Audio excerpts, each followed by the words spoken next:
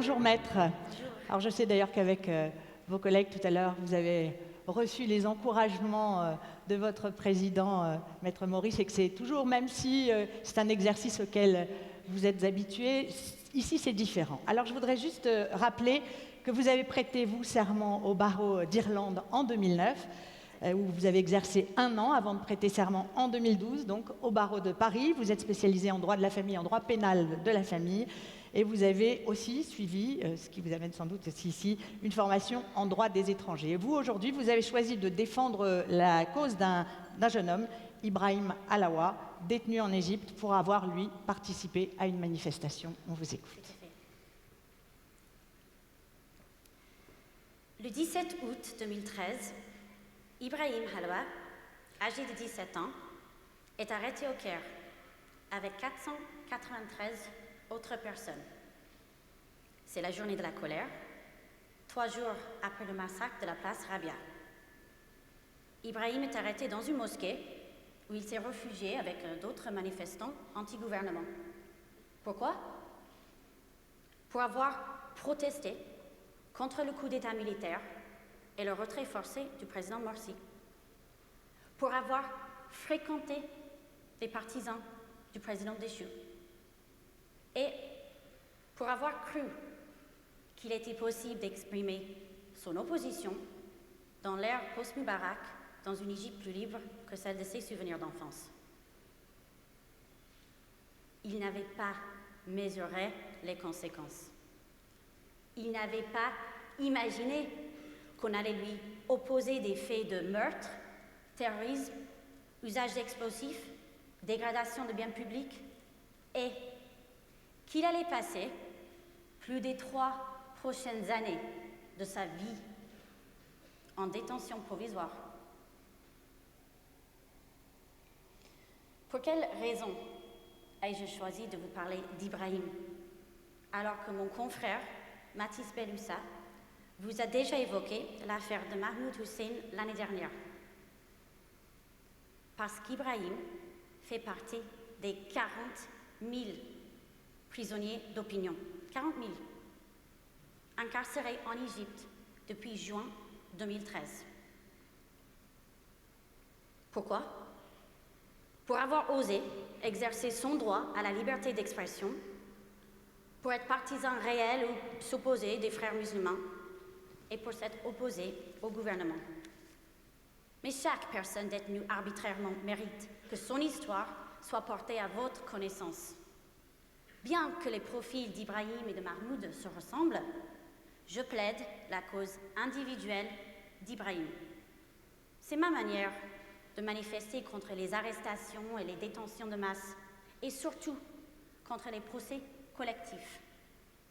Mais nous devons nous opposer à ce qui est en train de devenir une norme, la rejeter afin de ne pas faire droit à la terreur qui sert de politique pénale actuellement en Égypte.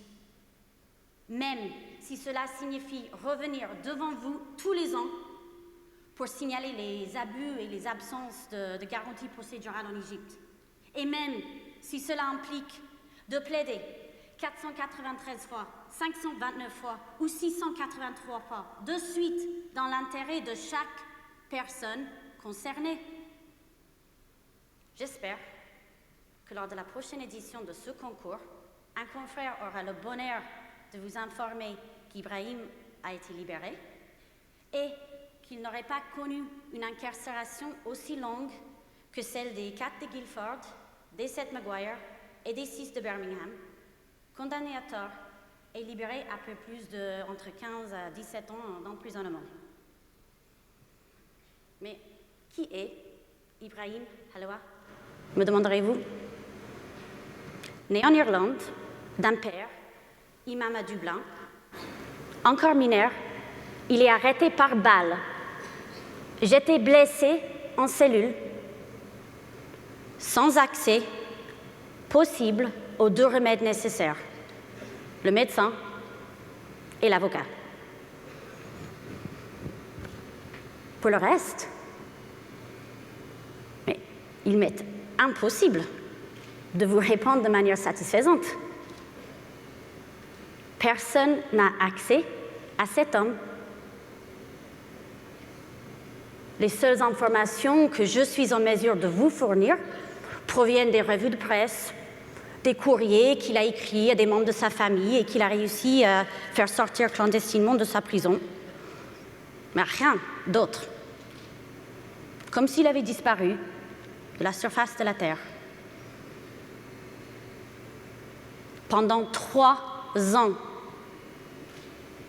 durant son incarcération, comme le fait remarquer Ruan McCormack, Nelson Mandela est mort, le clonage humain est devenu une réalité, la population du monde a augmenté de 150 millions, Daesh est apparu, la NASA a trouvé de l'eau sur la planète Mars, le mot selfie est entré dans le langage courant et le smartwatch est né. Imaginez, lui, Irlandais, n'a pu voter pour le mariage pour tous en Irlande, n'a pas pu fêter les 100 ans d'indépendance de son pays. Il aime le foot, n'a pas vu le Portugal soulever la Coupe d'Europe. Lui, Irlandais, n'a pas vu les frères O'Donovan obtenir la première médaille bronze pour l'Irlande en aviron. Il n'a aucune idée des attentats qui ont meurtri Paris, Alep, Bagdad, Orlando, Nice, Lahore, Bruxelles, Sousse, Mossoul.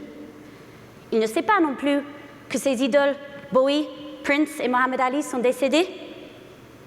En septembre de cette année, les amis d'Ibrahim ont obtenu leur licence.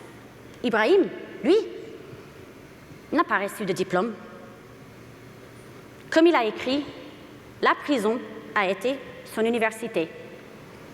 Ses amis s'apprêtent à entrer dans la vie active et Ibrahim, lui, s'apprête à entrer dans le box des accusés devant des bourreaux qui servent d'office de juge, lesquels ont condamné 529 et 683 personnes à mort en mars et avril 2014.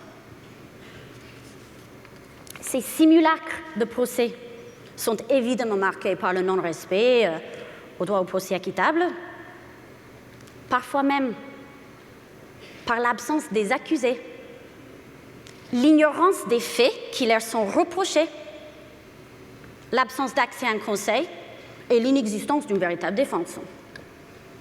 Depuis le dernier loi présidentielle, Ibrahim risque en outre d'être jugé par un tribunal militaire, autorisé à juger des civils en violation des termes de la Constitution égyptienne, la Charte africaine des droits de l'homme et des peuples. Mais vous ne serez pas surpris d'apprendre qu'Ibrahim risque ou la peine de mort ou l'emprisonnement à vie. Pourtant, la loi égyptienne et les engagements internationaux de l'Égypte n'ont pas empêché ces peines d'être prononcées à l'encontre d'autres enfants. Sultan Goma avait 16 ans lorsqu'il a été condamné à la peine de mort, avant qu'il soit relaxé lorsque le juge a pris connaissance de son âge. C'est vous dire si l'instruction est sérieuse en Égypte. Hatem Zagloul avait 17 ans lorsqu'il a été condamné à la peine de mort en avril 2014 lors d'un procès collectif. Il est toujours en détention, en attendant d'être jugé à nouveau. Mais comme Hatem, Ibrahim avait 17 ans lorsqu'il a été arrêté, ce qui veut dire qu'il était enfant, au sens de la loi égyptienne et de la Convention relative aux droits de l'enfant, qui consacre le droit à la liberté d'expression, la liberté d'association et de réunion. Cette convention impose également aux États de veiller à ce que l'enfant ne soit soumis ni à la torture, ni à des traitements cruels, inhumains et dégradants. Pourtant, Ibrahim dénonce dans les courriers à sa famille les coups qu'il a reçus lors des cérémonies de bienvenue, pratiquées suite à un transfert de prison, les démonstrations d'autorité, les humiliations des gardes, déshabillé par ces derniers, jeté en cellule d'isolement de 3,5 mètres carrés, maintenu dans le noir le plus absolu, obligé d'assister à des scènes de torture et de crucifixion sur d'autres détenus. Voilà son quotidien.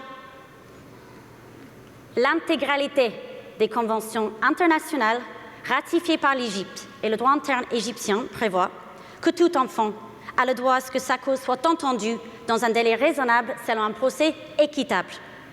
L'enfant est censé avoir rapidement accès à la justice, au droit de contester la légalité de sa privation de liberté devant un tribunal et à ce qu'une décision rapide soit prise.